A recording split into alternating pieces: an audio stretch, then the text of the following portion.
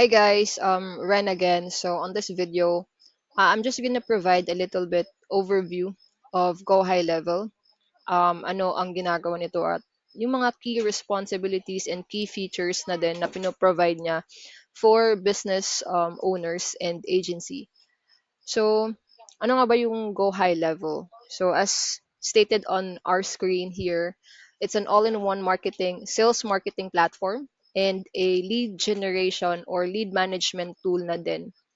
So, it is designed to help businesses manage their leads, automate their daily tasks, and improve customer management na din. So, ano nga ba yung mga key features niya na gustong-gusto ng mga business owners? So here, meron tong CRM and pipeline management. So dito, pwedeng makapag-create ng different stages para ma-track yung journey ng leads nila. So alam nila kung nasa na to, kung nag-book na ba to ng appointment, nag-show ba to, nag-no-show, something like that. Meron din tong funnel and website builder, surveys and forms. So medyo related to kasi on their website, kailangan may mga mga web forms para makapag-fill out yung customers nila or yung leads pa lang nila. Email marketing, basically for email campaigns. Same thing din ng SMS marketing. We also have appointment bookings. So, importante to sa mga clients na nagpa-provide ng free demo, ng consultation. So, instead of them, manually adding those appointments sa Google calendars nila, pwede tong ma-automate para yung customers na lang nila or yung leads na lang nila ang magbo-book ng appointments para sa sarili nila. Next is workflows or automation. So ito yung pinaka bread and butter ng Go High Level para ma-automate yung mga daily task nila. So for example, nag-book ng date and time si customers. So pwedeng mag-create ng workflow para i-email or i-text sa kanila yung appointment confirmation nila. Same thing na rin yung mga appointment reminders. Next is courses and products. So ito yun, maganda to if yung client nyo is may mga coaching business.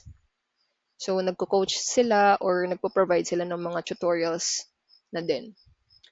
Call tracking, we also have reputation management for, asking for reviews for their Google My Business or Facebook reviews, mga ganon. So ito maganda to sa mga services like mga roofing, solar, any kind of services actually na gusto lang mag-gain ng reviews or testimonies from their clients. So, pwedeng mag-generate ng link para ma-proceed or ma-route yung mga leads and customers dun sa Google My Business nila and then para makapag-review or makapag-leave ng feedback. So, yon. Reporting analytics, basically, makakapag-provide din ang Go High Level ng reportings ng mga Google Ads, Google AdSense. Pero mas piniprefer pa din nila yung mismong analytics from, the platform itself. So, tulad ng Facebook and Google, since may mga analytics naman yung mga platforms na yon. Next is community. So, kung sa Facebook, meron tayong Facebook groups na nakikreate. Meron din dito solely for their customers, parang katulad siya ng school platform. And then, next is invoicing. So, pwede rin siyang mag-create ng payments invoice. Document and proposals. So, ito yung sa mga contract creation.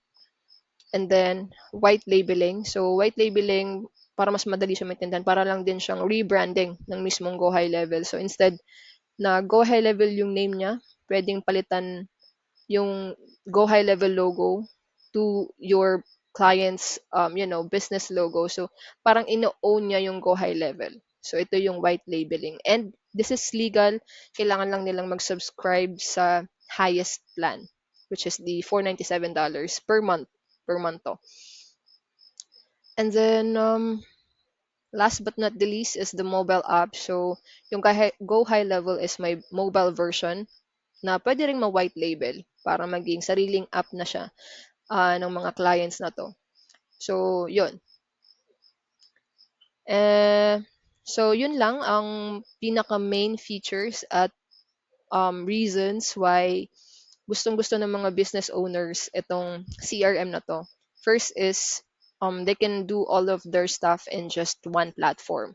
Hindi na nila kailangan mag-subscribe sa kung ano-anong applications dyan para lang ma-automate yung process ng business nila.